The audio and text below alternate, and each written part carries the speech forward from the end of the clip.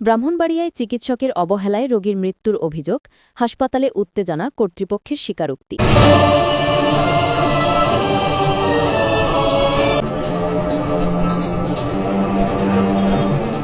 ব্রাহ্মণবাড়িয়া শহরের কুমারশীল মোড়ে অবস্থিত আইসিইউ হাসপাতালে চিকিৎসকের অবহেলায় এক রোগীর মৃত্যুর অভিযোগ উঠেছে।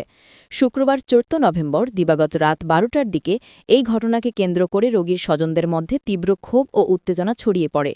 রোগীর স্বজনরা অভিযোগ করে বলেন, গুরুতর অসুস্থ অবস্থায় রোগীকে হাসপাতালে ভর্তি করার পর দীর্ঘ সময় ধরে কোনো ডিউটি ডাক্তার উপস্থিত ছিলেন না। তারা বারবার নার্সদের ডাকলেও তাদের মধ্যে উদাসীনতা লক্ষ্য করা যায়। সঠিক সময়ে চিকিৎসা না পাওয়ায় রোগীর অবস্থার দ্রুত অবনতি ঘটে এবং তিনি মারা যান। তারা আরও জানান, রোগীর মৃত্যুর খবর ছড়িয়ে পড়ার সাথে সাথে হাসপাতালে উত্তেজনার সৃষ্টি হয়। এই পরিস্থিতিতে হাসপাতালের নার্সসহ অন্যান্য স্টাফরা হাসপাতাল ছেড়ে পালিয়ে যান, যা স্বজনদের ক্ষোভকে আরও বাড়িয়ে তোলে।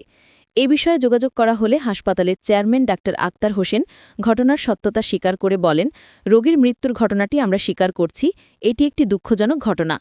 আমরা রোগীর স্বজনদের সঙ্গে কথা বলেছি এবং দ্রুত বিষয়টি সমাধান করা হবে।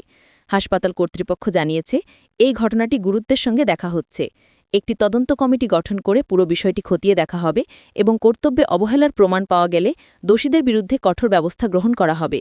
মা গেছে গা, সারা দুনিয়া দিলেও আমার মার পূর্ণতা আমার হবে না। আমি ডাক্তারে বললাম যে ভাই আমার চাষির সমস্যা কি ঢাকা নিতে পারুন কিনা, তো না নিতে পারতেন না, প্রেশার একবার লোক। ভাই আর কি সমস্যা, তো কিডনি সমস্যা। আমি কি ভাই প্রেশারের ডাক্তার কে দেখছে?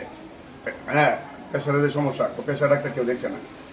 ভাই কিডনি ডাক্তার কে দেখছে? কিডনি ডাক্তার কেউ দেখছে না। আমি বললাম 3 দিন ধরে ভাই আপনার এনে ভর্তি, আমার চাষির একটা হার্ট ডাক্তারও দেখলো না, একটা কিডনি ডাক্তারও দেখলো না।